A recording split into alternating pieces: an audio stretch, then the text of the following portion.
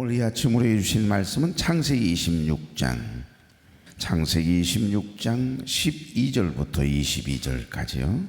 이삭이 그 땅에서 농사하여 그 해에 100배나 얻었고 여호와께서 복을 주심으로 그 사람이 창대하고 왕성하여 마침내 거부가 되어 양과 소갓대를 이루고 종이 쉼이 많으므로 블레셋 사람이 그를 시기하여 그 아버지 아브라함 때 그 아버지의 종들이 판 모든 우물을 막고 흙으로 메웠더라. 아비멜렉이 이삭에게 이르되 내가 우리보다 크게 강성한즉 우리를 떠나라. 이삭이 그곳을 떠나 그랄 골짜기에 장막을 치고 거기 거류하며 그 아버지 아브라함 때 팠던 우물들을 다시 팠으니 이는 아브라함이 죽은 후에 블레셋 사람이 그 우물들을 메웠습니다. 이삭이 그 우물들의 이름을 그의 아버지가 부르던 이름을 불렀더라. 이삭의 종들이 골짜기를 파서 샘 근원을 얻었더니 그랄 목자들이 이삭의 목자와 다투어 이르되 이 물은 우리의 것이라며 이삭이 그 다툼으로 말미암아 그 우물 이름을 에색이라 하였으며 또 다른 우물을 팠더니 그들이 또 다툼으로 그 이름을 신나라 하였으며 다 같이요. 이삭이 거기서 옮겨 다른 우물을 팠더니 그들이 다투지 아니하였으므로 그 이름을 르호봇이라 하여 이르되 이제는 여호와께서 우리를 위하여 넓게 하셨으니 이 땅에서 우리가 번성하리로다 하였더라. 아멘. 좌우로 인사 나누죠. 주님의 이름으로 사랑합니다. 어제 아침 말씀 나눴습니다. 하나님께서 애굽으로 내려가지 말라. 내가 내게 지시하는 땅에 거주하라. 머물라는 거죠. 위기 속에서 이삭은 자신의 경험이나 세상의 방식을 따르지 않고 하나님 말씀하시는 대로 지시하시는 그랄 땅에 그대로 머무르거든요. 그때 당시 흉년이었고 힘들고 어려운 상황이었음에도 하나님이 머물라고 하시니까, 그래서 하나님의 말씀에 순종한 것뿐인데 그 순종을 의로 여기시고 창대하게 하셨다라고 하는 말씀 나누었습니다. 그게 12절입니다. 이삭이 그 땅에서 농사하여 그 해에 100배나 얻었고 여호와께서 복을 주심으로. 그 다음 우리가 13절 세 가지의 성장의 과정을 이야기한다는 말씀 드렸어요. 그 사람이 창대하고 왕성하여 마침내 거부가 되어. 할렐루야. 이 놀라운 은혜가 여러분에게도 경험되어지는 생애 되길 바랍니다. 오늘 여기 13절은 이삭이 받은 축복의 과정을 세 가지의 단어로 아주 밀도 있게 묘사했다라고 하는 말씀 드렸습니다. 처음은 창대하고, 여기 glowing great, 이전보다 더 크게 성장하는, 다시 말하면 하나님은 하나님이 부어주실 그 복을 담을 수 있는 그릇인 먼저 이 내적 중심을 먼저 넓히신다. 우리의 마음의 중심을 넓히시는 작업을 하세요. 그게 바로 창대하고의 복입니다. glowing great. 그러니까 이것이 창대함의 복인데 제일 먼저 우리에게 복을 주시기 위해서는 크고 작은 연단과 훈련을 통해 우리의 마음의 그릇을, 믿음의 그릇을 키우는 작업을 하세요. 여러분의 마음에 믿음의 그릇이 넓혀져야, 은혜의 그릇이 넓혀져야 하나님이 부어주실 은혜를, 복을 담을 그릇이 되지 않겠어요? 아무리 하나님께서 많은 복을 부어주셔도 그 담을 그릇이 못 되면 그냥 넘쳐 흘러서 이웃에게나 나누면 얼마나 좋아해요. 그런데 이게 엎어놓거나 그 그릇이 적으면 당연히 그 정도만 받아 누리고 살아가는 거지요. 그래서 내 믿음대로 될지어다. 그 믿음의 그릇이 다르다니까요. 어떻게 화재가 났는데도 전도할 생각을 하는지 난 참 어제 가만히 생각해 보았습니다. 어찌 보면 지금의 전도법이나 지금의 상황에는 전혀 안 맞는 전도에 대한 내용들이 있을 수는 있지만 그 마음 중심에 흐르고 있는 믿음의 그릇, 그 전도에 대한 열정, 그게 얼마나 귀하던가요. 그게 우리 젊은 청년들이 되래. 아빠, 어제 나는 큰 은혜 받았어요. 우리는 그냥 아이고 저거 지금 통하나 이렇게 생각하고 받으셨는지 모르겠습니다만은 그러나 다르다니까요. 우리의 믿음의 그릇이 키워지는 것, 이것이 창대함의 축복이거든요. 창대하기를 원하십니까? 먼저 믿음의 그릇을 키우십시오. 그 작업을 하나님이 하신다니까요. 내가 키우려고 애를 쓰는 것이 아니고 하나님이 그 그릇을 키우시느라고 우리 마음을 찢어지게 아프도록 하신다니까요. 마음은 절대 그냥 넓혀지는 법이 없어요. 찢어서 넓힌다니까요. 그래서 우리 마음이 그렇게 아픈가 봐요. 인생을 살아오면서 우리의 믿음의 그릇을 이렇게 키우는 것. 그래서 어렸을 때 우리 입이 조금 커지는 것도 양쪽에 찢어진다고 그러잖아요. 아이고야, 입이 크는갑다.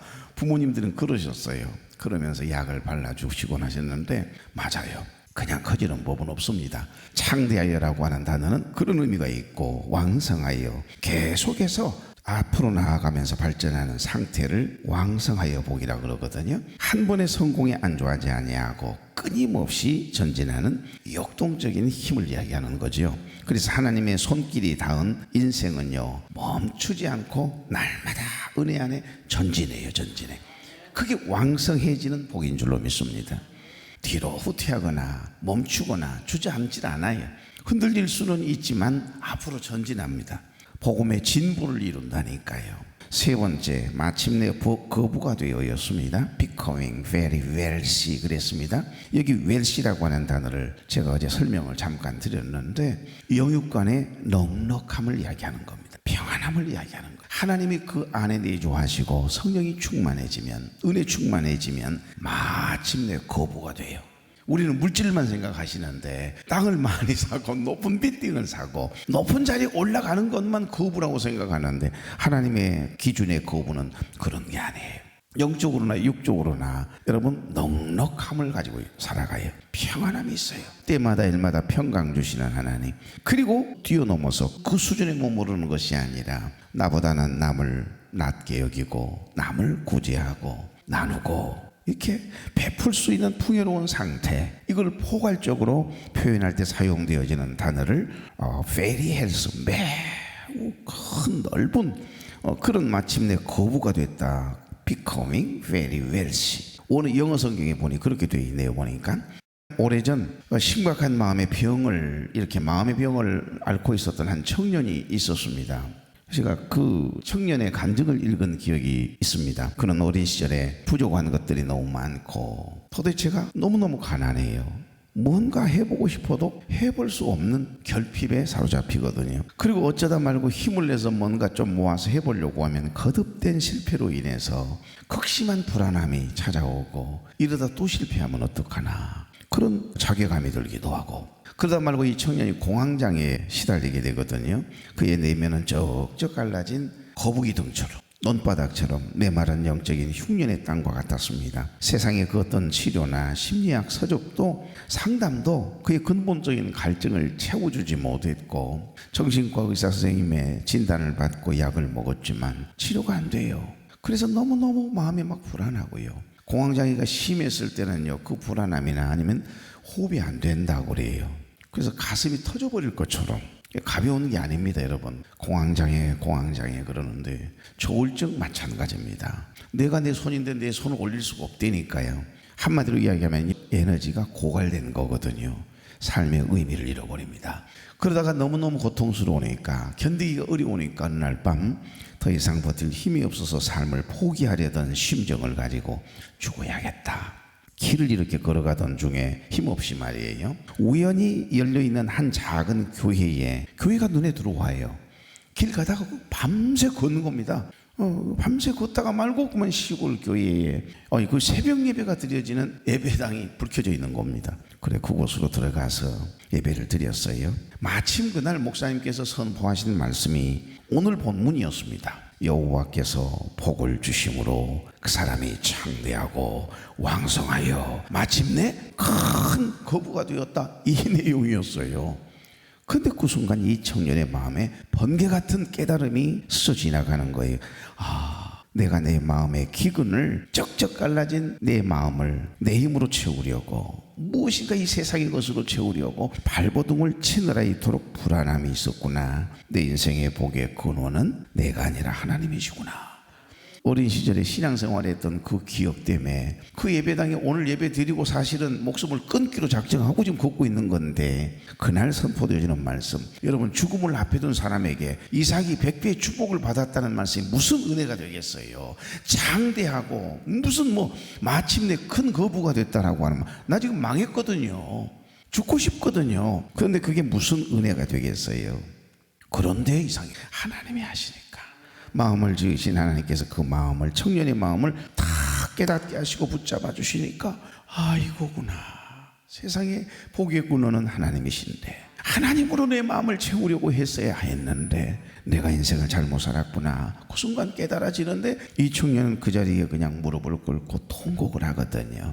그리고 자신의 텅 빈 마음과 불안을 하나님 앞에 막 쏟아내기 시작합니다. 그 순간 복음의 생수가요, 어디서 그렇게 그 시원한 은혜의 생수가 가슴에 막 그냥 흘러내리는지 황폐했던 그 마음의 내면에 부어지기 시작하고 덮여지기 시작하니까 살 것 같아요.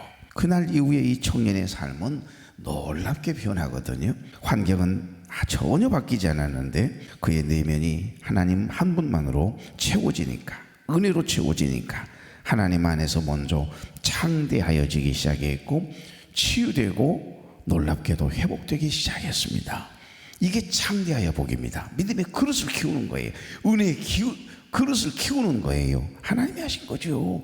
마음의 평안이 찾아옵니다. 그는 두려움을 이겨내고 다시 작은 일부터 시작할 수 있는 심리적인 에너지를 공급받습니다. 그의 일터와 삶은 날이 가면 날이 갈수록 이상해요. 즐거운 마음으로 일을 하니까 소소한 작은 일상인데 행복하니까 큰 일확천금을 구하는 것도 아니고 삶이 행복하고 일을 기쁘게 감사함으로 대하니까 여러분 당연히 가면 갈수록, 세월이 가면 갈수록 그의 삶이 왕성해진 줄로 믿습니다. 수년이 흐른 뒤에 그는 많은 사람들에게 소망을 전하는 건강한 기업의 경영자가 되거든요. 그리고 그는 하나님의 특별한 은혜 안에서 작은 중소기업의 사장이 되지만 얼마나 행복한 마음으로 삶을 대하고 직원들을 대하는지, 그러니 모든 사람들이 달라졌다는 거예요. 그런데 그것으로 그치지 않고 자신처럼 마음에 큰 상처를 입은, 그리고 우울해하는 청년들과 사람들을 치유하는 상담가가 되거든요. 자기가 그 경험이 있으니까요. 그래서 복음을 전하고 큰 일을 해냅니다. 그는 결국 자신의 고백록에 이렇게 적어 놓았습니다. 하나님은 내 외적인 환경의 흉년을 먼저 해결해 주지 않으셨습니다. 주님은 내 불안한 내면에 찾아오셔서 나를 먼저 창대하게 빚어주셨습니다. 믿음의 그릇을 키웠다 이 말이에요. 우리의 마음이 찢어지는 그 순간 내 은혜의 그릇이, 믿음의 그릇이 넓혀졌던 거죠. 복음이 내 마음의 샘 근원을 터뜨렸을 때 내 삶은 왕성해졌고 나는 마침내 세상이 빼앗을 수 없는 하늘의 평안을 소유한 가장 부유한 거부가 된 것입니다. 이 놀라운 은혜와 복이 여러분에게도 경험되길 바랍니다. 그런 간증의 고백이 담겨 있더라고요. 그럼요, 창대하고 그 다음 왕성하여 마침내 거부가 되어. 이제 의미 아시겠죠? 자, 이제 다음 줄입니다. 14절 15절이에요. 다 같이. 양과 소가 때를 이루고 종이 쉼이 많음으로. 블레셋 사람이 그를 15절. 그 아버지 아브라함 때 그 아버지의 종들이 판 모든 우물을 막고 흙으로 메웠더라. 아멘. 뭔 이야기예요? 이제 좀 살만해졌어요. 창대하고 왕성해지고 마침내 거부가 내가 모든 사람들이 우러러보는 존재가 됐거든요. 그러니까 블레셋 사람들이 보고 아직도 입을 못 다물고 있다요. 얼마나 부러운지. 그러지 않겠어요? 흉년과 기근 중에 다 애굽으로 내려가려고 난리를 치는 그때에 그 흉년 중에도 그 자리를 지켜내고 하나님의 명령 따라서 말이에요.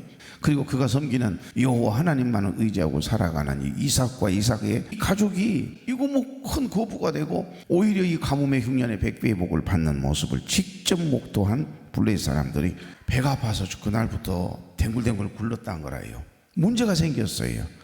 호사다마라고 블레셋 사람들이 그를 시기하고 시비를 걸기 시작했다라고 말씀합니다. 주인님, 큰일 났습니다. 왜 그러냐? 왜 이렇게 호들갑을 떠냐? 블레셋 사람들이요 몰려와가지고 세상에 지금 우리가 목축업을 하고 있는 그 땅, 그 그랄 땅 자기네 땅이라고 우리가 파놓은 우물을 모두 돌로 막아버리고요 흙으로 다 덮어버렸어요. 그럼 어떻게 목축업을 합니까? 블레셋의 왕 아비멜렉이 직접 찾아왔어요.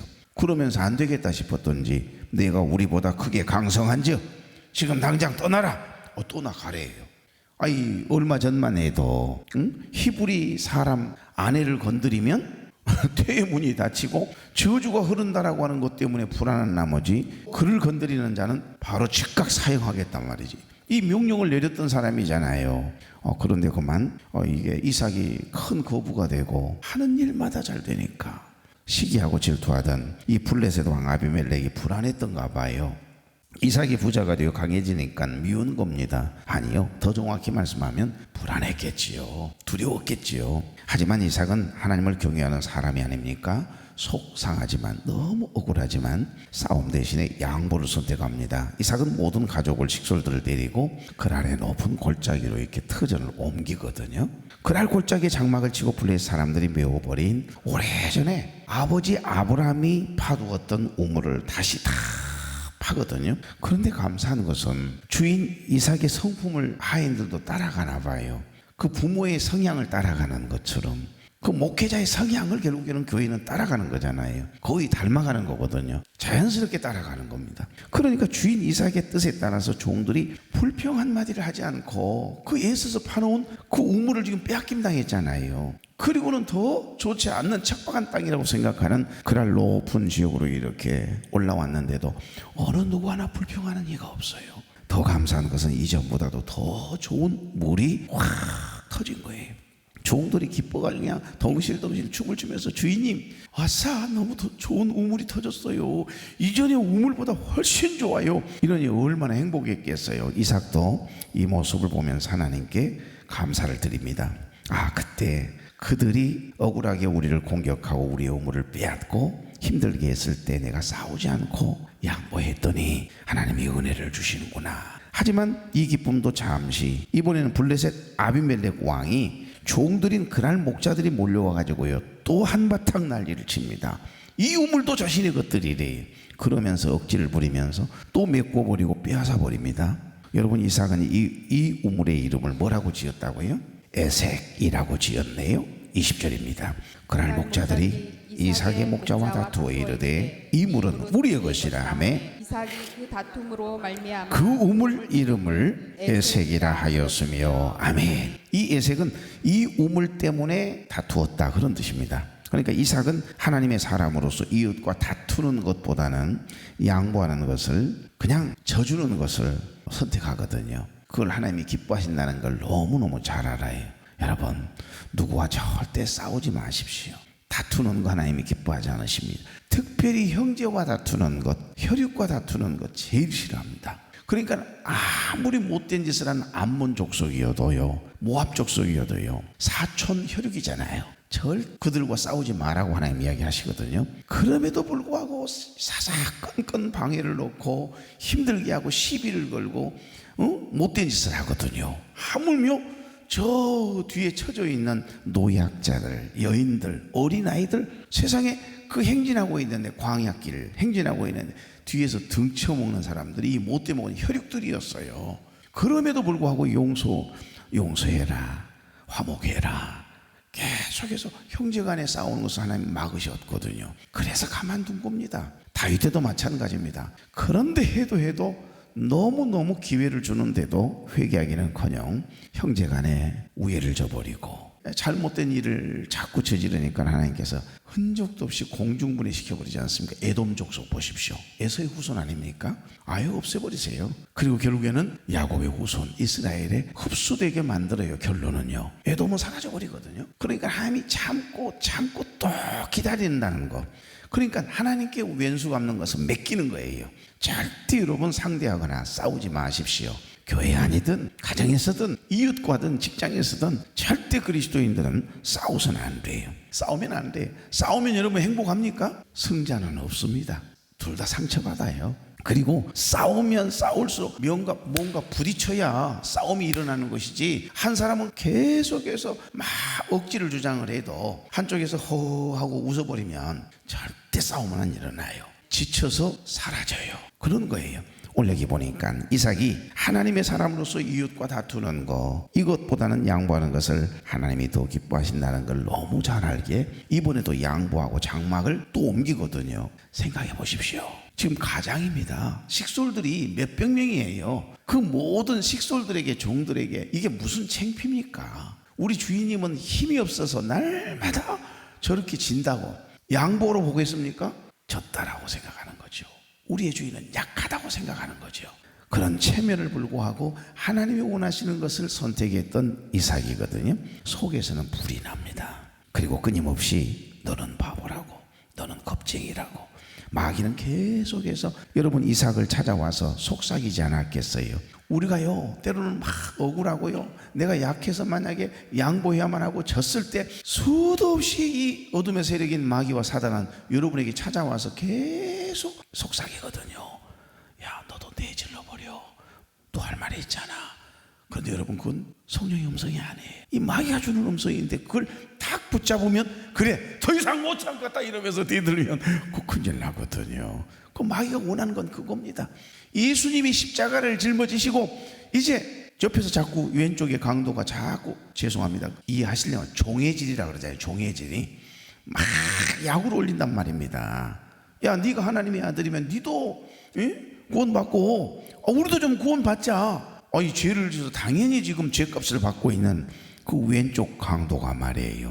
그러니까 변호는 누가 해줘요? 오른쪽 강도가 해주지 않습니까? 우리는 죄를 지어서 죄값을 받지만 이분은 죄가 없는 분이다라고 보고 여러분 변호하는 거 보십시오. 그런데 지금 마귀가 뭘 원하는 거죠? 내 더 이상 못 참겠다, 나 하나님의 아들이야, 나 지금 내 입술만 열어서 12형 천사를 명령하면 내려와서 너희들 싹 쓸어버릴, 무섭게 재앙을 내려서 없애버릴 능력 있는 사람이야, 능력 있는 존재야. 그걸 자꾸 부추기는 거예요. 하나님의 능력을 통해서 십자가에서 내려오기를 원하는 거죠. 근데 끝까지 참아내시잖아요. 왜요? 우리의 죄값을 치르시기 위해서. 당신 죄가 있어서가 아닙니다. 그래 결국에는 십자가에 죽으시고 다 이루었다, 테텔레스타이. 그 순간 바위가 터지고 해가 빛을 잃고 그 순간 하나님의 아들이었도다. 패션 오브 크라이스트. 그 영화를 보시면 마지막 예수님이 마지막 눈물 그 한 방울이, 영롱한 눈물 한 방울이 또또또또또또 슬로우 비디오로 떨어지잖아요. 땅에 탁 떨어지면 어떻게 그 푸석푸석한 세상에 사막과 같은 땅에 그 물 한 방울이 팍 퍼지겠어요. 그런데도 물방울이 바가지에 떨어진 것처럼 퐁당 하는 것을 묘사를 해가지고서 기가 막히게 연출을 했는데, 여러분 그 순간 어떤 걸 연출했던가요? 새카만 존재들이 이러면서, 나만 영화 봤나? 졌다 이 말이에요. 예수님이 마지막 십자가를 지시는 것이 하나님의 뜻이고, 져줄 때 끝까지 십자가를 졌을 때 결국 승리하신 것을 의미하는 겁니다. 오늘 여기 말씀 그래요. 너는 바보라고, 너는 겁쟁이라고 마귀는 계속 속삭였을 것 아니에요. 그때마다 이삭의 마음속에 함께하고 계신 성령님께서 뭐라고 했겠어요? 지금 마귀가 와서 속삭이는 소리가 있고 성령께서 자꾸 위로하시는 음성이 있어요. 잘했다, 그래, 양박이 너 잘했어, 사랑하는 종아, 역시 너는 내 아들이야. 그게 바로 하나님의 사람이 품어야 할 넓은 마음이야 하시면서 위로하시고 격려하셨을 줄로 믿습니다. 그건 내 짐작이에요. 근데 우리 성령님은 그런 분이시니까 더와 목해라, 더 섬겨라, 네가 져줘버려, 그 지는 게 아니야. 지는 게 억울하지, 속상하지, 나 다 안다, 나 다 보고 있다, 다 듣고 있다. 반드시 하나님께서 다 지켜보고요, 반드시 그 상응하는 죄값에 대해서 반드시 보상을 날이 오게 하시거든요. 그러니까 다른 곳으로 옮긴 이삭은 또 우물을 파거든요. 그런데 이게 어찌 되지? 주인님, 주인, 이쪽에서 주인님, 왜 그러냐 그랬더니 우물이 터졌어요, 우물이 터졌어요 그러면서 막 쫓아오는 내용 상상해 보십시오. 우물을 파고 나니까 어떻게 알았는지 또 쫓아와서 이 우물도 자신의 것이라고 우기면서 싸움을 걸어옵니다. 이삭은 그곳 이름을 이번에는 뭐라고 짓죠? 신나라고 짓습니다. 이곳에서 그들은 마치 원수와 같이 이 우물을 빼앗았다라고 하는 뜻이거든요. 여러분, 양보도 한두 번이지 이쯤 되면 얼마나 피곤하고 속상하고 억울했겠어요. 아마도 자기 자신이 너무 약하여 초라하게 여겨졌을 것이고, 내가 언제까지 양보를 해야 되나 이런 생각도 있었을 겁니다. 이럴 때 사람은 끊임없이 자기 자신과의 싸움을 하는 거예요. 나는 언제까지 용서하며 살아야 되는가? 나는 언제까지 양보해야 하는 것일까라고 하는 자기 자신과의 싸움이 우리 안에서 일어납니다. 하나님께서는 이렇게 믿음으로 양보하며 행하는 이삭의 삶의 모습을 보고 감동을 하셨나 봐요. 세 번째 또 옮겼잖아요. 그런데 이번에는 더 좋은 셈이 터졌어요. 주인님, 이전에 우물하고는 차원이 달라요. 물도 다르고요, 양도 많고요. 그런데 놀랍게도 그곳에서는 아무런 다툼이나 싸움이 없게 해주셨습니다. 할렐루야. 세 번이에요. 상세판에 완전수를 의미합니다. 끝까지 참으라는 하나님의 음성이 들어있는 겁니다. 세 번에 걸쳐서 양보하다. 이 말은 꼭 여러분 한 번 참고 두 번 참고 세 번째는 내가 하나님께서 은혜를 주시겠지. 아니요, 네 번째 다섯 번째도 빼앗김 당할 일이 생길 수도 있어요. 여기 세 번이라고 하는 의미는 완전수라니까요. 끝까지 참아라. 누구 때문에? 우리 하나님 때문에. 더 감사한 일은 이전 그 어떤 땅보다도 훨씬 넓고 더 기름진 곳으로 인도해 주신 거예요. 이것이 바로 르호봇의 축복입니다. 우리 교회가 그랬습니다. 사람의 행위가 여호와를 기쁘시게 하면 그 사람의 원수라도 그와 더불어 화목하게 하시느니라. 이것이 르호봇의 축복인 줄로 믿습니다. 22절 다 같이. 이삭이 거기서 옮겨 다른 우물을 팠더니 그들이 다투지 아니하였으므로 그 이름을 르호봇이라 하여 이르되 이제는 여호와께서 우리를 위하여 넓게 하셨으니 이 땅에서 우리가 번성하리로다 하였더라. 할렐루야. 이 르호봇의 축복, 넓은 곳이란 뜻이거든요. 지경이 넓다, 분쟁이 사라졌다, 그런 뜻이에요. 사랑하는 교회 여러분, 하나님께서 더 넓은 곳, 더 좋은 곳으로 주셨어요. 수고와 슬픈 분이었던 야베스가 하나님께 아뢰요. 주께서 내게 복을 주시려거든 나의 지역을 넓히시고 주의 손으로 나를 도우사 나를 환난을 벗어나 내게 근심이 없게 하옵소서 하였더니 하나님이 그가 구하는 것을 다 허락하셨더라. 하나님은 이삭의 믿음과 순종을 보시고 르호봇의 축복으로 위로하여 주시고 은혜로 덮어주신 줄로 믿습니다. 말씀을 맺습니다. 오늘 말씀은 에색, 신나의 억울함 속에서 신음하는 저와 여러분에게 왜 우리가 싸우지 않고 하나님의 방식을 끝까지 지켜야 하는지에 대해서 확신과 위로를 주는 너무 귀한 말씀입니다. 언제까지 참으시라고요? 3번 정도는 참으라고요? 아니요, 끝까지 참으래요. 끝까지 양보하래요. 혹시 재산 다툼이 있습니까? 형제간에 문제가 생겼습니까? 양보해 버리십시오. 그러면 전혀 문제가 안 돼요. 여러분은 승리합니다. 하나님은 최소한 30배 그거 바라보면서 싸우지 말고 다투지 말고요, 양보해 버리십시오. 하나님은 30배, 60배, 100배 놀라운 것으로 흉년 때, 가뭄의 때 넘치도록 은혜 주실 줄로 믿습니다. 르호봇의 축복이 저와 여러분의 것 될 수 있기를 주의 이름으로 축복합니다. 좋으신 하나님, 좋은 날 좋은 아침을 주시니 감사합니다. 오늘도 단잠을 깨워 첫 시간을 하나님께 드리기 위해서 거룩한 발걸음을 뗀 당신의 사랑하는 백성들이 여기에 있습니다. 우리의 인생 역시 이삭처럼 날마다 삶의 우물을 파고 메우는 수고의 연속임을 고백합니다.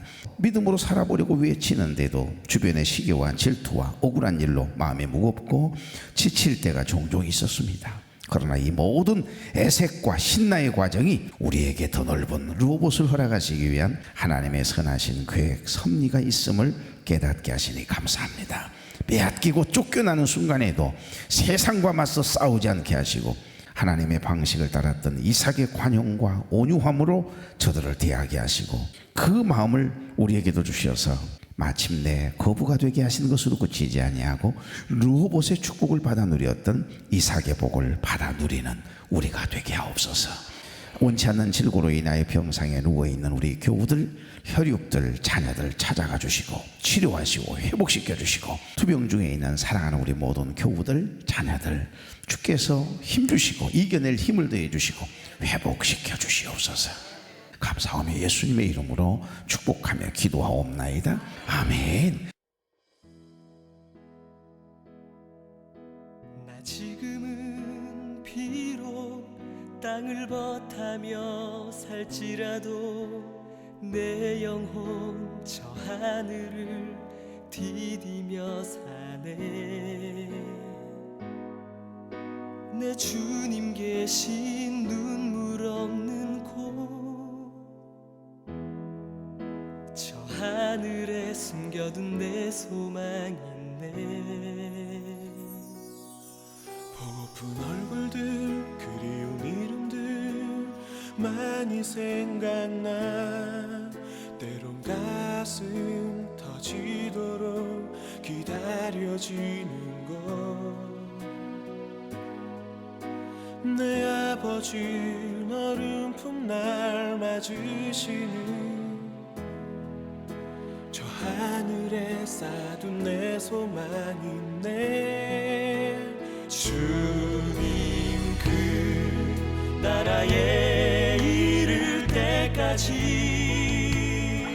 순례의 걸음 멈추지 않으면 어떤 시련이 와도 나 두렵지 않네 주와 함께 걷는 이 길에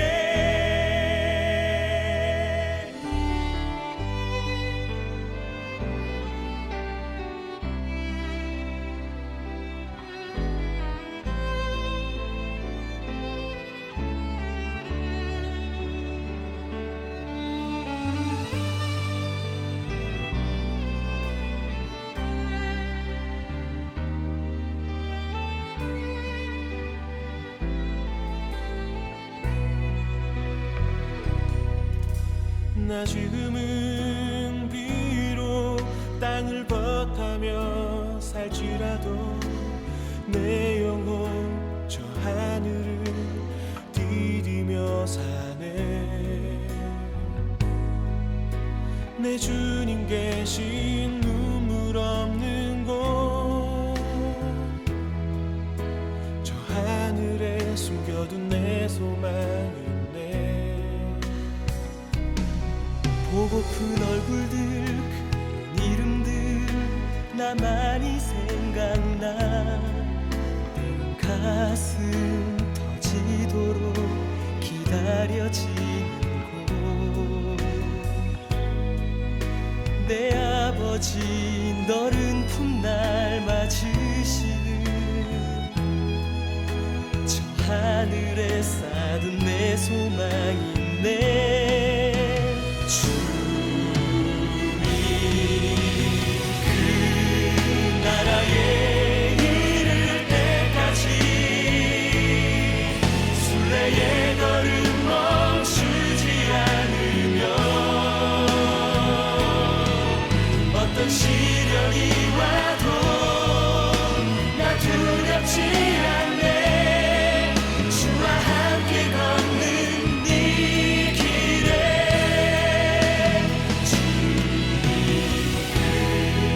나라에 이를 때까지 순례의 걸음 멈추지 않으면 어떤 시련이 와도 나 두렵지 않네 주와 함께 걷는 이 길에